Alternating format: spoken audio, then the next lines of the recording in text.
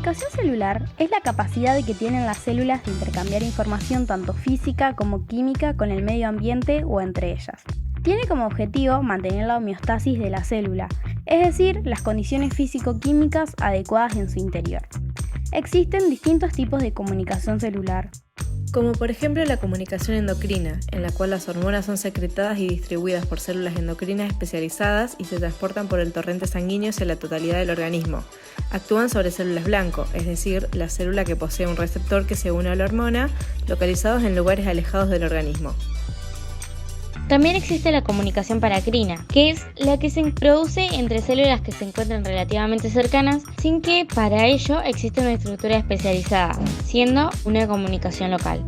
La comunicación yuxtacrina se da por contacto con otras células o con la matriz extracelular, mediante moléculas de adhesión celular. La comunicación autocrina. Esta es la que establece una célula consigo misma.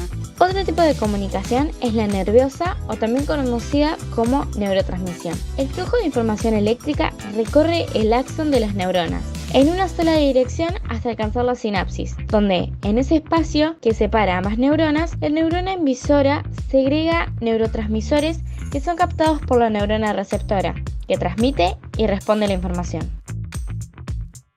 Bien sabemos que la función principal de la membrana plasmática es separar al interior de la célula, es decir, el medio intracelular del exterior o medio extracelular.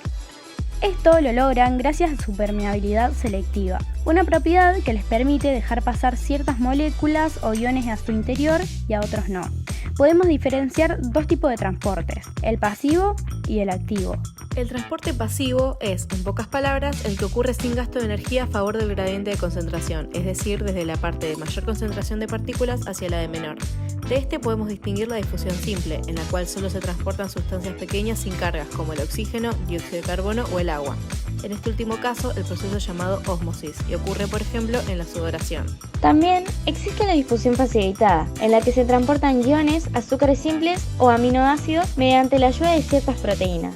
Estas pueden ser las proteínas transportadoras que actúan como puertas que se abren hacia ambos lados de la membrana y permiten la entrada y salida de sustancias como azúcares, ácidos grasos o ácidos nucleicos. Esto ocurre, por ejemplo, en la absorción de glucosa. Por otro lado, las proteínas canal forman poros en la membrana para dejar pasar sustancias pequeñas e ionizadas. El transporte activo, en cambio, se da en contra del gradiente de concentración y conlleva un gasto de ATP o adenosintrifosfato, un nucleótido utilizado como moneda energética. El transporte activo se puede dar por medio de un transporte por masa, el cual se produce cuando la célula deja atravesar al interior de la célula moléculas de gran tamaño con el fin de alimentarse o de eliminar elementos extraños del organismo. A este proceso se lo llama endocitosis, que puede ser específica si existe un reconocimiento de las partículas transportadas por parte de las proteínas receptoras, o inespecífica si la sustancia que atraviesa la membrana lo hace en función a su concentración en el medio intracelular.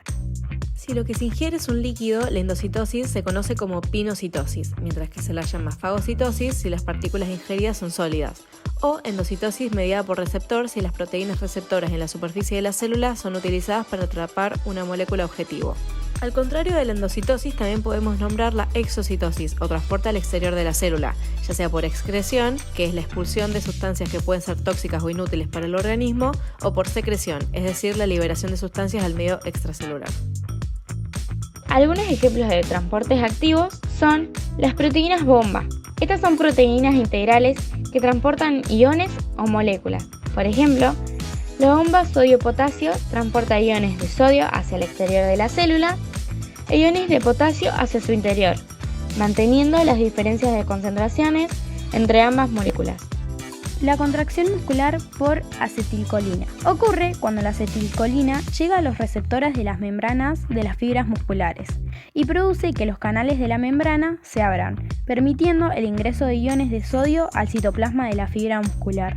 El ingreso de sodio envía un mensaje en la fibra muscular para desencadenar la liberación de iones de calcio, los cuales difunden hacia el interior de la fibra muscular para producir la contracción.